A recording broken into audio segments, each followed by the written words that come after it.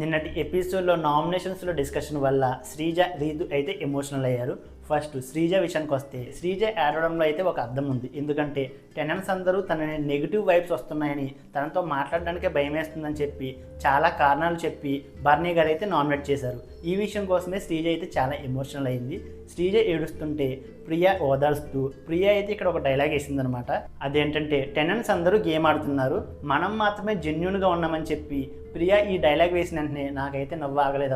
అసలు ప్రియా ఇటువంటి డైలాగులు ఎలా వేయాలనిపిస్తుంది? ఈ డైలాగ్ విని నాకైతే చాలా నవ్వు వచ్చింది అబ్బా. అండ్ కంగారు పడకు ప్రియా, ఈ వారం ఇంటికి వెళ్ళిపోదు కానీ చక్కగా ఇంట్లో అందరితో కలిసి బిగ్ బాస్ సీజన్ 9 చక్కగా చూదు కానీ, ఓకేనా? అండ్ శ్రీజ ఏడుస్తుంటే తనూజ వచ్చి ఓదార్చింది. అండ్ తనూజతో అయితే నేను మాట్లాడినాక ఎందుకు నాతో మాట్లాడడం వల్ల మీ అందరికి నెగిటివ్ వైబ్స్ వస్తున్నాయని చెప్పి చాలా ఎమోషనల్ అయ్యింది.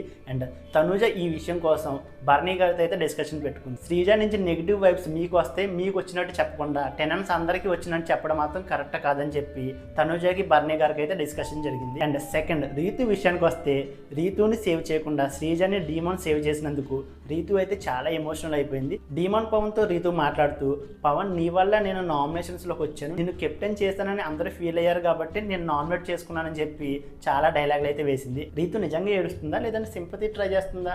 నాకైతే చాలా డౌట్ ఉంది. నాకు తెలిసి నిజంగా రీతు ఏడ్చినా సరే నాకైతే సింపతికి ట్రై చేస్తున్నట్టు అనిపిస్తుంది. అండ్ రీతు ఏడుస్తూ డీమోన్ పవన్కి ఒక డైలాగ్ వేసింది. అబ్బా నా హార్ట్ బ్రేక్ అయింది డీమోన్ అనగానే నాకు ఇంకెసలు ఎంత నవ్వు వచ్చిందంటే చాలా నవ్వు వచ్చింది. అసలు నాకైతే ప్రియా నుంచి అండ్ రీతు దగ్గర నుంచి ఇటువంటి జోక్స్ వేయడం అయితే అస్సలు ఎక్స్పెక్ట్ చేయలేదు.